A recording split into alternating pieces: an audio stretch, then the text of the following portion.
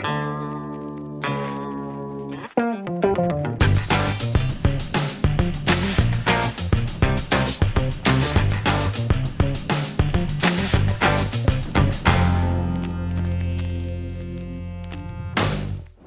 think the number one thing is to try to continue to surround yourself with people who are smarter than you are. And in your industry, my industry, as you grow and your company gets bigger or more successful, you begin to know the nuances of what it takes in that space.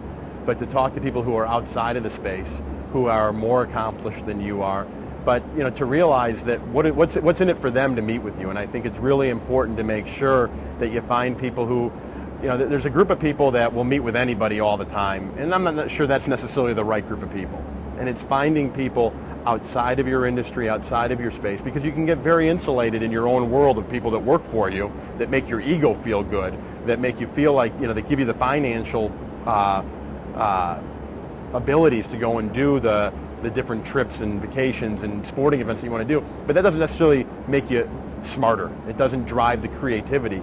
And to me, it's the creativity that gets you going and talking to people outside of your space. So I really try to do a lot of that. It's funny, one of my earlier managers when I was 23 years old, and he actually went out and started his own company after I started mine. So he was a mentor to me from a sales model.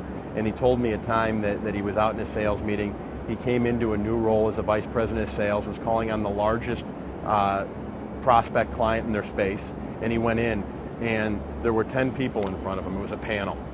And they were grilling him on, your company screwed up this, and your company screwed up this, and your company screwed up this. And he really looked at him, and he said to all 10 people, he said, listen, if you want me to sit here and say I'm not ever going to make a mistake for you, you got the wrong guy. I will make mistakes. The difference between what we were and what we are is I was brought in here to fix the problem. And I think when you address things without a bunch of smoke and mirrors, but dead on of what your action plans are, and the more specific you can be about what you're going to do, people believe that. And so he taught me a lot about how to be a professional, how to sell, how to do that. I think from a mentoring, going back over and over again, I haven't had that continual source. I haven't. And I've searched out through YPO or EO and different things to find people to gain nuggets from. And it's one of the things I'm doing right now for the end of 2010 and early 2011 is to put an advisory board together for our company of people to really continue to learn from and continue my growth. I think the biggest challenge in mentoring people is to realize that they don't think the way you think. They may not want even the same things you want, and to figure out what the right, is it a good match? Is them hearing your opinion? When you've done something successful, you feel like you know how to do it again. And when you're coaching somebody through their business and they're not doing what you advise them to do, it can create conflict between the mentor and the mentee, and that's very hard. And so you have to make a decision.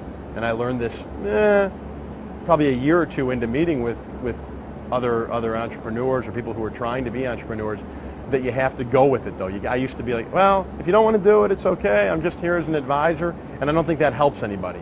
You have to say, do you want my opinion is you need to do this, this, this, and this. It's your decision whether you want to follow that advice, but I'm not going to be wishy-washy on what I think you should do.